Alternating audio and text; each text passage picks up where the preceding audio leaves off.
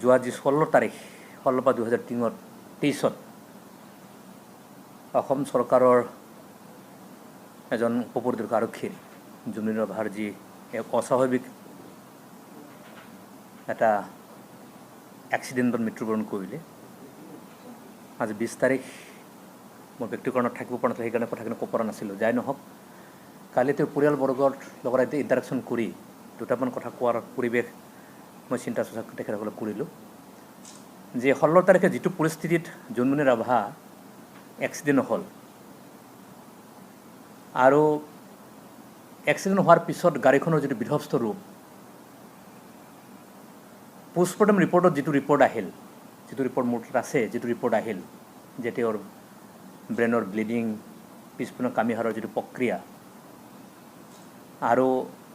জুমনি ৰাভাৰ মাতৃগৰাকী যি ধৰণে এজাহাৰত উল্লেখ কৰি নগাঁও আৰক্ষীৰ অধীক্ষকগৰাকী আৰু কেইবাগৰাকীৰ সম্পৰ্কত লিপিবদ্ধ কৰি যিধৰণে এজাহাৰ দাখিল কৰিছে, আৰু যিটো পৰিস্থিতিত প্ৰত্যক্ষদৰ্শী প্ৰণৱ দাসকে আদি কৰি যিখন আমাৰ কণ্টেইনাৰ, তো ড্ৰাইভাৰৰ যিজন বডি লেংগুৱেজ,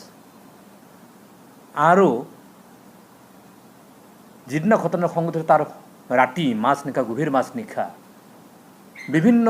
আউটপোষ্টৰ বা থানাৰ ইনচাৰ্জসকলে যি ধৰণে তেওঁৰ ঘৰত মাকে কোৱাৰ ধৰণে চাৰ্জ কৰিছে ৰাতি SP-ৰ নেতৃত্বত, আৰু গুৱাহাটীৰ যিজন আমাৰ বিশেষ ফৰচেনিক বিজ্ঞানৰ বিশেষজ্ঞ যিজন ডক্টৰ শৰ্মা, যিটো তেওঁ আশংকা প্ৰকাশ কৰিছে,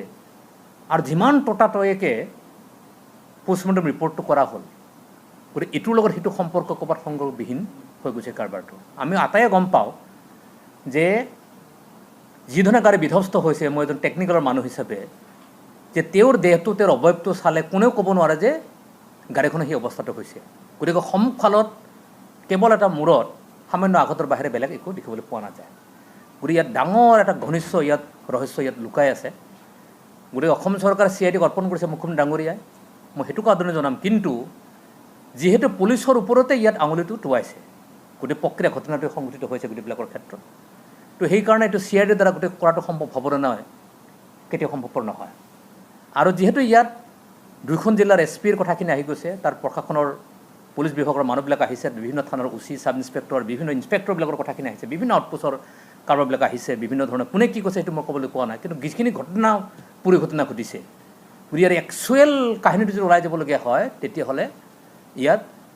CBIৰ বাহিৰে বিকল্প ৰাস্তা এইকাৰণে নাই, কাৰণ অসম চৰকাৰৰ পুলিচৰ স্বচ্ছতা, নিৰপেক্ষতা, আৰু পুলিচ বিভাগৰে যিহেতু এজন ছাব ইন্সপেক্টৰ ঢুকাই গৈছে, তাৰ জাষ্টিছটো, ঘটনাটো আচলতে কিয় ঘটিছে, এইটো যদি পাবলগীয়া হয়, অসম চৰকাৰ, অসম পুলিচৰ নিৰপেক্ষতাটো দুৰ্নীতিক যে প্ৰশ্ৰয় নিদিয়ে, সেইটো প্ৰমাণ কৰিবৰ কাৰণে আজিৰ তাৰিখত অসম চৰকাৰে, মুখ্যমন্ত্ৰী ডাঙৰীয়াই এইটো CBIৰ বাহিৰে বেলেগ ব্যৱস্থালৈ হ'ব নোৱাৰে। আৰু যদি CBI দিয়া হয়, তেতিয়াহ'লে মই ভাবোঁ কাৰ ভুল কাৰ শুদ্ধ মই ক'বলৈ জনাই মুহূৰ্তত, কিন্তু কোন শুদ্ধ কোনটো মিছা, কিহৰ কাৰণে এই ঘটনা সংঘটিত হ'ল, ইন ডিটেইলছ এইটো ফাইণ্ড আউট হ'ব। আৰু মই ভাবোঁ মুখ্যমন্ত্ৰী ডাঙৰীয়াই ইয়াৰ ক্ষেত্ৰত বলিষ্ঠ ভূমিকা তেখেতে গ্ৰহণ কৰক। নহ'লে যদি গৃহ বিভাগৰ এজন আৰক্ষী বিভাগত কৰা ছাব ইন্সপেক্টৰৰ মৃত্যুটো যদি প্ৰকৃত ৰহস্যটো উদঘাটন নহয়, ৰাইজৰ মাজত, অসমৰ জনসাধাৰণৰ মাজত, জনজাতি জনগোষ্ঠীবিলাকৰ মানুহৰ মাজত এটা সন্দেহ ঘনীভূত হ'ব যে সাধাৰণ মানুহৰ মৃত্যুৰ প্ৰকৃত উদঘাটন কোনে কৰিব। গতিকে সেইকাৰণে সেই সিদ্ধান্ত, স্থিৰ সিদ্ধান্ত মুখ্যমন্ত্ৰী ডাঙৰীয়াই লওক। বিভিন্ন মিডিয়াবিলাকত ওলাই আছে CBIত দিব, দিলেতো আদৰণি আমি জনামেই নিশ্চয়কৈ, কিন্তু মই ভাবোঁ অতি সিদ্ধান্ত গ্ৰহণ কৰিলে মুখ্যমন্ত্ৰীয়ে CBIক অতি সোনকালে হস্তান্তৰ তেখেতসকলক কৰক। DGP গৰাকীৰ প্ৰতি মোৰ আহ্বান থাকিব যে তাৎক্ষণিকভাৱে বলবৎ কৰা হয়কৈ কিছু সংখ্যক ব্যক্তিক ট্ৰেন্সফাৰ, পষ্টিং বা ক'ৰবাত ৰিজাৰ্ভ ক্ল'জ কৰিলে সমস্যাটো সমাধান নিশ্চয়কৈ নহয়। কাৰণ যিহেতু নতুনকৈ যোৱাকালি DGP মহোদয়ৰ পৰা বিভিন্ন আৰক্ষী অধীক্ষকলৈ এটা চাৰ্কুলেশ্যন হৈছে যে আগতে অনুমতি, ওপৰৰ বিষয়াৰ পুলিচ হেডকোৱাৰ্টাৰ অনুমতি নোহোৱাকৈ কোনেও প্ৰেছৰ ওচৰত যাব নোৱাৰে, কোনো অধীক্ষকসকল, পুলিচসকল যাব নোৱাৰিব। গোটেই প্ৰক্ৰিয়াটো যদি পানী কা পানী, দুধ কা দুধ যদি হ'বলগীয়া হয়, তেতিয়াহ'লে ইয়াত CBIৰ বাহিৰে বেলেগ অত্যন্ত নাই, হ'ব নোৱাৰে, সেইটো মই আশা প্ৰকাশ কৰিছোঁ। আৰু এইটো দুৰ্ভাগ্যজনক ঘটনাটো মই যি দেখিছোঁ, সেইটো অতি দুখজনক। মই সমবেদনা জ্ঞাপন মই কৰিছোঁ। এজন সাহসী বিষয়া কৰ্মচাৰী আছিল। আৰু আপোনালোকে চাব যে সঠিক ঠাইত ৰখাই থোৱা গাড়ীখনত যি ধৰণে লেফ্ট ছাইডত মাৰিছে কণ্টেইনাৰখনে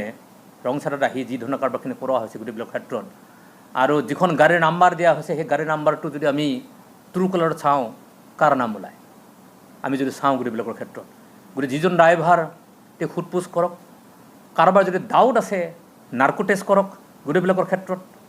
আৰু CBI দিয়াৰ লগে লগে তাৰ আগতে যিসকল প্ৰত্যক্ষদৰ্শী সেইসকলক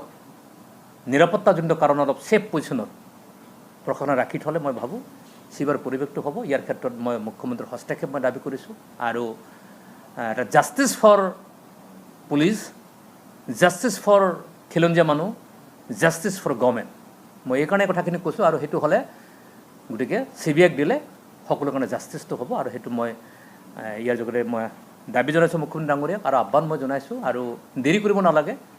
মই CIDৰ ওপৰত বিশ্বাস হেৰাইছোঁ সেই কথাখিনি নিশ্চয়কৈ নহয় কিন্তু যিটো ঘটনা সংঘটিত হৈ গ'ল সেই ঘটনাটোৰ এটা মোৰ দৃষ্টিভংগীৰে গোটেইবোৰ কথা চাৰিজাৰি চোৱাৰ পিছত এটা মোৰ বোধগম্য হৈছে এটা ডাঙৰ এটা ৰহস্য ইয়াত